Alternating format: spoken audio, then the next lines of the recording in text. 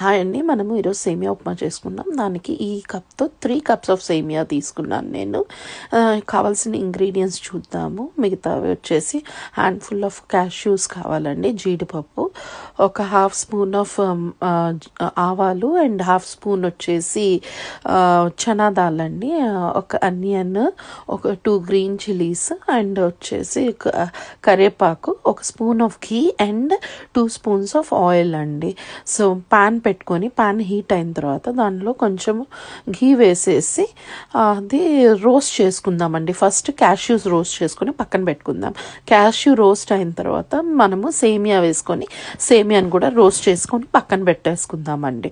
దాంట్లో మళ్ళీ 2 spoons of oil వేసేసి మనకి పోపు సామాన్ ఏదైతే ఉందో తాలింపు సామాను, ఆ తాలింపు వేసేసుకుందాం. ఆవాలు, పచ్చెనపప్పు వేసుకొని అవి స్ప్లాటర్ అయిన తర్వాత చిటుపట్లాడిన తర్వాత దాంట్లో వచ్చేసి ఆనియన్స్, గ్రీన్ చిల్లీ వేసుకుందామండి. ఆనియన్స్, గ్రీన్ చిల్లీ కూడా ఫ్రై అయిన తర్వాత కొంచెం కరివేపాకు వేసుకొని అది కూడా కొంచెం వేగిన తర్వాత మనము దాంట్లో 6 కప్స్ ఆఫ్ వాటర్ వేసుకుందామండి. అంటే ఒక కప్ ఆఫ్ సేమియాకి 2 cups of water, so 3 cups of సేమియాకి 6 కప్స్ ఆఫ్ వాటర్ అండి. సో 6 కప్స్ ఆఫ్ వాటర్ వేసుకొని దాంట్లో బాయిల్ చేసుకుందామండి. బాయిల్ అయినప్పుడు మనము సాల్ట్ వేసుకుందాము. సాల్ట్ వచ్చేసి వేసిన తర్వాత ఒకసారి చెక్ చేసుకోండి, అది వాటర్ లాగా టేస్ట్ ఉండాలి. వాటర్ మీరు టేస్ట్ చేసినప్పుడు సో వాటర్ లాగా ఉంది అంటే పర్ఫెక్ట్గా సేమియాకి సరిపోతుంది. సో అది అయిన తర్వాత బాయిల్ అయిన తర్వాత అందులో వచ్చేసి మనము సేమియా వేసేసుకుందామండి. ఇప్పుడు సేమియా వేసుకొని కలిపి పెట్టేసి మూత పెట్టేద్దాము. మధ్య మధ్యలో కలుపుతూ ఉండండి.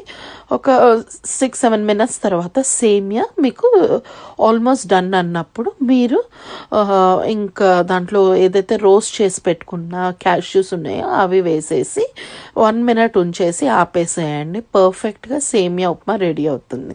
సో ఈ సేమియా ఉప్మా మీ choice of either podi, sambar or chutney or avakaya or sugar, ఏదైనా మీ చాయిస్.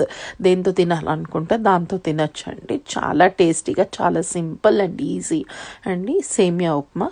ఈ వేలో ఒకసారి ట్రై చేసి చూడండి. థ్యాంక్స్ ఫర్ వాచింగ్ అండి.